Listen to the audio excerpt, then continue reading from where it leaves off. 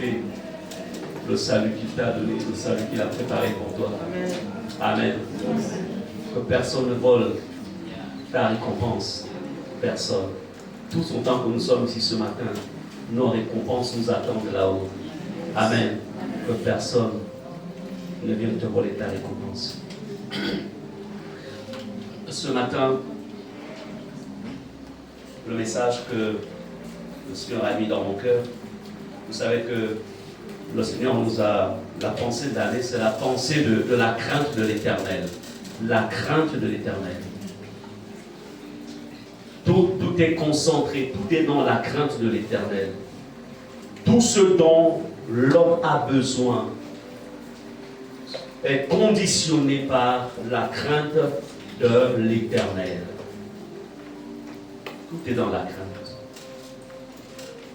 Lorsque tu as réussi à aligner ta vie sur la fréquence de la crainte de l'Éternel, bien-aimé, le réseau entre le ciel et toi ne pourra jamais bugger. Est-ce qu'on est ensemble? Amen. Le réseau va bien passer. La crainte de l'Éternel. C'est pourquoi le terme de ce matin, je dis ceci, la crainte de Dieu, une barrière contre les attaques des esprits des ténèbres. Je reprends. La crainte de Dieu, une barrière contre les attaques des esprits des ténèbres. Répétons ensemble, la crainte de Dieu, une barrière contre les attaques des esprits des ténèbres. Je vais vous démontrer ce matin que là où il y a la crainte de Dieu, les esprits des ténèbres ont du mal à fonctionner. Il y a des guerres, parfois que tu ne mèneras même pas, parce que ton niveau de crainte de Dieu est tellement élevé que les anges de l'Éternel se mettent à combattre à ta place. Pendant que toi tu es dans le repos. Amen. La crainte de l'Éternel. Mais aussi, là où il n'y a pas crainte de l'Éternel, tu peux te mettre à combattre, mais tu vas t'épuiser. Parce qu'il n'y aura pas de résultats. La crainte de l'Éternel. La crainte de l'Éternel est l'armure la plus puissante que possèdent les guerriers du Seigneur, les guerriers spirituels de Dieu. La crainte. C'est pourquoi une église, une maison, une famille, une personne qui a élevé la crainte de Dieu dans sa vie, je peux vous dire une chose, cette personne-là, les ténèbres ne pourront rien contre elle. La crainte de l'Éternel.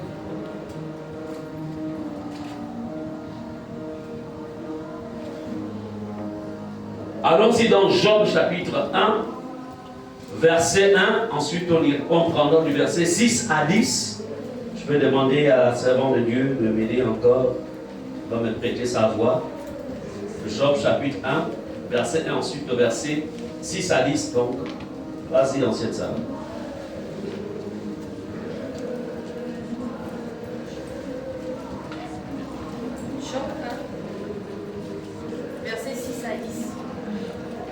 Job 1, verset 1 d'abord, ensuite verset 6 à 10. La Bible déclare: il y avait dans le pays d'Uth un homme qui s'appelait Job. Et cet homme était intègre et droit, il craignait Dieu et se détournait du mal. Or, les fils de Dieu vinrent un jour se présenter devant l'Éternel. Et Satan vint aussi au milieu d'eux. L'Éternel dit à Satan: d'où viens-tu? Et Satan répondit à l'Éternel: de parcourir la terre et de m'y promener. L'Éternel dit à Satan, as-tu remarqué mon serviteur Job? Il n'y a personne comme lui sur la terre. C'est un homme intègre et droit, craignant Dieu et se détournant du mal. Et Satan répondit à l'Éternel, est-ce d'une manière désintéressée que Job craint Dieu? Ne l'as-tu pas protégé, lui, sa maison et tout ce qui est à lui? Tu as béni l'œuvre de ses mains et ses troupeaux couvrent le pays. Amen. Amen. Est-ce qu'on peut dire Amen à cette parole? Amen. Je voudrais vous dire ceci, chers membres de l'Église. Si toi, tu es un homme de paix, si tu n'as pas de problème avec les gens, et sache qu'il y a quelqu'un qui chargera un problème contre toi, que tu le veuilles ou non. Toi, tu n'es pas un homme à problème, tu n'es pas une femme à problème. Au point où même chez toi, tu veilles à ce que tu n'aies pas de problème avec des voisins. Mais, ta vie de paix ne t'exempte pas des personnes méchantes qui t'en veulent. Ton corps de paix ne fait pas de Satan quelqu'un qui va dire comme il est un homme de paix, une femme de paix, je ne vais pas en fait le nuire. Donc sache que tu le saches ou que tu l'ignores, tu as au moins un ennemi quelque part. Au moins un. Si ce n'est plus.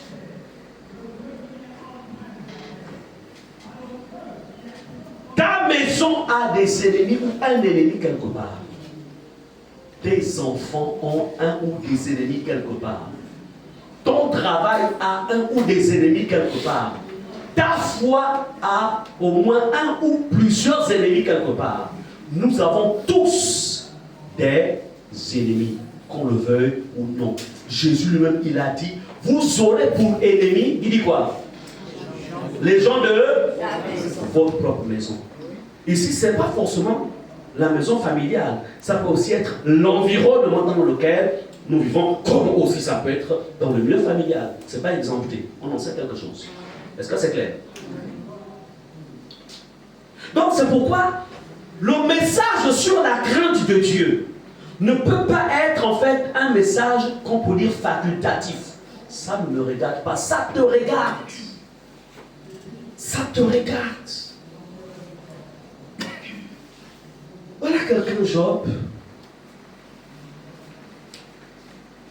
qui était un homme de paix. Ok, il est tranquille. Il paye ses dîmes, ses offrandes, il observe la parole de Dieu, il a une vie de paix avec sa maison, sa famille, ses enfants, tout, ses affaires prospèrent. Pendant qu'il est sur la terre, mais il ne sait pas que dans le deuxième ciel, ou dans le troisième ciel, parce que lui est dans le troisième ciel, il ne sait pas que Satan est monté. Il est rentré, il a demandé audience. Il a été reçu. Pour aller faire quoi? Accuser. Pendant que tu es là sur la terre, qui est allé sous les eaux? Qui est allé dans le monde des cimetières? Qui est allé dans les montagnes? Qui est même allé en Inde? Vous savez qu'ils n'ont pas besoin d'aller pour aller en Inde. Hein? Qui est allé t'accuser quelque part? Le problème, ce n'est pas toi.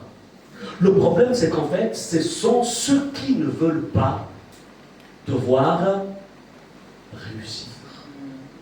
Être en bonne santé. Être en paix avec ta maison. Elles ne veulent pas. Nous sommes sur la crainte de Dieu. Cet homme, Job, un homme intègre, donc il est comme ça. Quand il dit oui, c'est oui. Quand il dit non, c'est non. Face au mal, il ne voulait pas avoir part au mal. Il craignait Dieu et se détournait du mal. Quand il voyait le mal, il se détournait du mal. Lorsque son voisinage était attiré par le mal, lui, il se détournait du mal. Il se séparait du mal. Et voilà, au verset 6. Or, les fils de Dieu vinrent un jour se présenter devant l'Éternel, et Satan vint aussi au milieu d'eux. L'Éternel dit à Satan, d'où viens-tu? Et Satan répondit à l'Éternel, de parcourir la terre de m'y promener. Sachez que chaque jour, le type là, que vous voyez là, il parcourt la terre, il parcourt les quartiers, il parcourt les villes, il parcourt même certaines maisons, il parcourt. Lui-même ici, il dit, il dit de parcourir la terre et de m'y promener. L'Éternel dit à Satan, as-tu remarqué mon serviteur Job? Est-ce que ici Dieu vante, Dieu est fier de l'intégrité de Job. Amen. Quand tu vis dans l'intégrité, Dieu est fier de toi. Amen. Tu es un vase d'honneur. Amen. Amen. C'est-à-dire que Dieu vante devant Satan la crainte qu'il a. Regarde mon fils, mon serviteur Job. Il a de la crainte à mon égard. Il ne partise pas avec le péché. Il n'est pas dans le mal. Non! Regarde! Tous les autres ne sont pas comme lui. Dieu est fier. Je voudrais te dire ce matin, tu fais partie de la fierté de Dieu. Amen. Parce que Jésus t'a lavé. Jésus t'a purifié. Jésus t'a séparé du mal. Et Dieu est fier. Tu es un joyau entre les mains de Dieu. Tu es un joyau. Et Dieu ne cesse de chanter tes louanges. Ne pense pas que c'est seulement toi qui loues le Seigneur. Dieu aussi te loue quelque part. Parce qu'il est fier de toi. Et ce qu'il est en train de faire sur Job devant Satan, il dit, as-tu remarqué mon serviteur Job?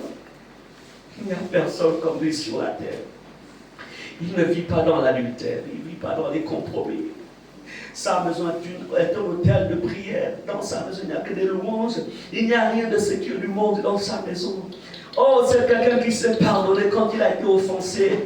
C'est quelqu'un qui sait faire du bien quand son environnement est dans le besoin. C'est quelqu'un qui sait donner du riz à celui qui a faim. C'est celui qui s'est habillé quand l'autre est nu. C'est celui qui s'est donné une paire de chaussures quand il se rend compte que l'autre paire de chaussures est déjà bien trouée. Oh, c'est le genre qui ouvre sa garde-robe, ensuite il prend pas ce qui est usé, mais ce qui est encore bien pour aller donner à une sœur qu'elle a vue dans l'église, étant dans une robe qui n'avait plus de valeur. Yes. Alléluia. C'est ça. Regarde ma servante, mon serviteur. C'est des tours du mal. Je ne sais pas ce que Dieu dit de toi là-bas en haut. Mais sache que Dieu vante tes mérites. Alléluia. Et Satan dit à l'Éternel, ah, toi Dieu, ah c'est Satan, ah, Dieu, toi tu n'as pas changé. Alors tu penses que c'est d'une manière désintéressée que Jean te craint. C'est-à-dire que pendant que Dieu vante les mérites de Job, Satan lui, tout c'est accuser Job. Ça m'a accusé. Tu penses que c'est d'une manière désintéressée? Tu penses? Mais comment il ne va pas te louer? Comment il ne peut pas venir à l'église? Tu lui as tout donné. Tu as mis la paix dans sa maison. Tu as mis la joie dans sa maison. Les gens dans sa maison sont en bonne santé. Ses études, ça a réussi. Il a trouvé un boulot. Il s'est marié. Ou elle s'est mariée. Tu penses que quel est l'homme qui ne peut pas te louer avec tout ça? Qui? Alors, la suite c'est quoi? Verset 10. Ne l'as-tu pas protégé? Lui, sa maison et tout ce qui est à lui. Tu as béni l'œuvre de ses mains. Et cette troupeau couvre le pays.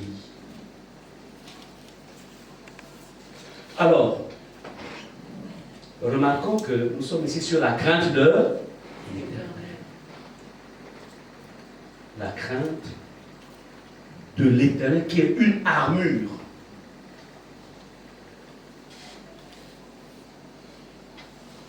Qu'est-ce qui favorise la protection dans la vie de Job? Quand vous lisez un passage de la Bible, commencez depuis le début pour comprendre la suite. Ne prenez pas les versets juste au milieu. Remarquons que la vie de Job au verset qui nous est présentée au verset 1, on dit, et cet homme était intègre, droit, craignant Dieu et se détournant du mal. Voici les caractéristiques. 1. Il est intègre. 2. Il est droit. 3. Il craint Dieu, il le respecte, il l'honore. 4. Il se détourne du mal. À partir du verset 1, en fait, le verset 10 est relié à quoi? Au verset 1. Donc le verset 10 a fait en sorte que Job soit protégé. Lui, sa maison, c'est-à-dire que les enfants, son travail, ses affaires.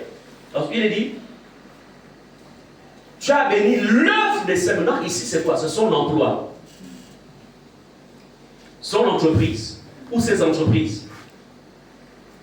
Et ces troupeaux couvrent le pays. Église. Il y a des combats spirituels que les gens mènent. Des attaques que l'on, comment dirais-je, des attaques, c'est-à-dire les gens attaquent les ténèbres, attaquent le diable,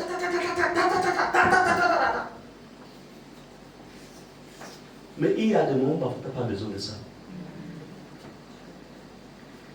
Tu ne peux pas mener une victoire. Tu ne peux pas gagner une victoire, voudrais-je dire. Si tu n'as pas d'abord arrangé ta maison. C'est pourquoi à un moment, Samuel, il s'est dit, bon, écoutez Israël, depuis ma jeunesse jusqu'à, je n'ai fait que vous montrer le chemin. Bon, non, c'est Josué, autant pour moi, c'est Josué.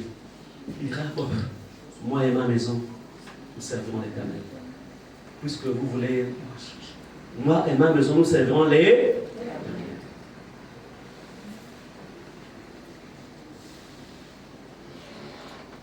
Je vais vous dire une chose. La crainte de Dieu est une base. Lorsque tu vis dans la crainte de Dieu, c'est la haine du péché.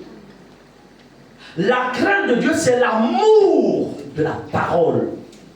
La crainte de Dieu, c'est l'observation de la parole.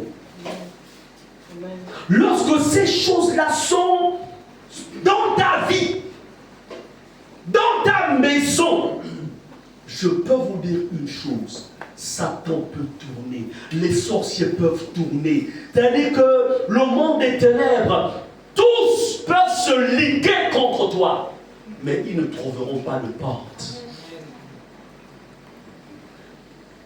Les sorciers, Satan, les démons, travaillent là où il y a la légalité. Et la légalité, c'est quoi? C'est la porte qui est ouverte. Retenez cela. Retenez cela. C'est pourquoi Satan a eu du mal. Il ne pouvait pas. Lui-même, il reconnaît que là, je ne peux pas. Et il l'a protégé. Sa maison. Et tout ce qu'il y a à lui. Tu as béni l'œuvre de ses mains. Et ces troupeaux couvrent le pays. Regardez comment au verset 11, il demande la permission. Il dit, mais étends ta main, touche à ce qui lui appartient. Et je suis sûr qu'il te maudit en face. Verset 12, l'Éternel dit à Satan, voici, tout ce qui est à lui, je te le livre. Seulement ne porte pas la main sur lui. C'est-à-dire que pour que Satan arrive à toucher Job, il a fallu que Dieu retire la protection. Est-ce que vous comprenez cela?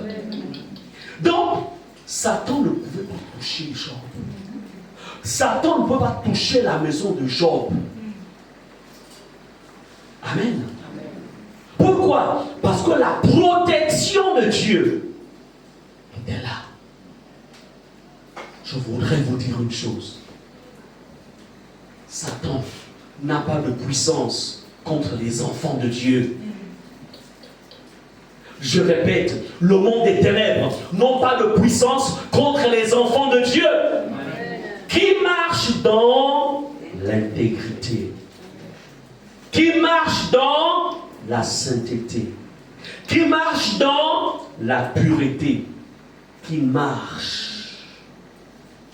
Satan n'a pas de pouvoir contre une maison dans laquelle il y a la sainteté, dans laquelle il y a la pureté, dans laquelle il y a la vérité. Satan n'a pas de pouvoir contre cette maison.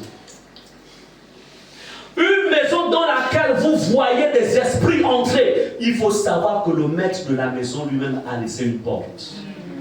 Soit le maître de la maison, soit les enfants qui sont dans la maison, soit la femme qui est dans la maison, soit le mari qui est dans la maison. C'est-à-dire, ils ont laissé une porte. Moi-même, avec le pasteur Muriel, on veille chaque jour à notre maison. Parce que ma vie est une chose, sa vie est une chose, mais la vie de la maison, c'en est une autre. C'en est une autre. Un jour, notre fils Jalil me dit, papa, j'ai lu, quand je regarde au miroir, je vois une autre personne dans le miroir. Là-haut. Je vois une autre personne. Je vois une personne qui me regarde avec des yeux rouges. J'espère que je n'exagère pas dans mon témoignage.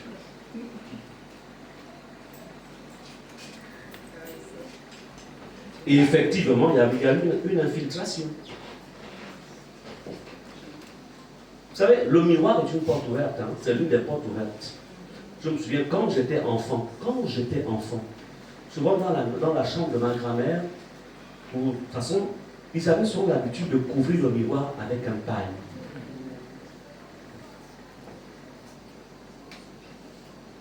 Le miroir est une porte. Mais on n'a pas de crainte quand cette maison est dans la sainteté. Mais s'il y a des gens qui ne vivent pas la sainteté, apprends à mettre un tissu sur ton miroir.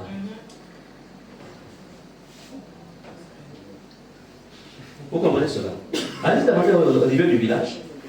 Parce que les jeunes d'aujourd'hui ne vont plus au village. Donc ils ne connaissent rien des choses du village. Alors qu'il faut connaître des choses de ton village.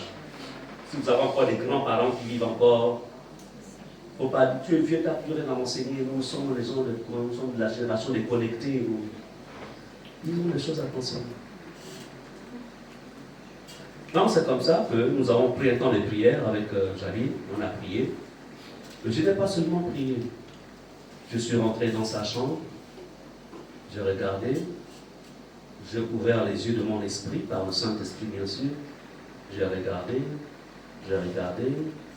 et je me suis rendu compte que, sans le savoir, il y a des choses qu'il avait introduites, sans savoir que c'était offensif. Amen. Vous savez, il y a des choses parfois que les gens vont acheter des chewing-gums, machin, et il y a des images bizarres. Vous savez, le diable, hein, il avait juste une toute petite porte. Une toute petite porte. Donc, j'ai vu certaines images, d'autres, bref, et c'est comme ça qu'on a fait un travail, on a prié.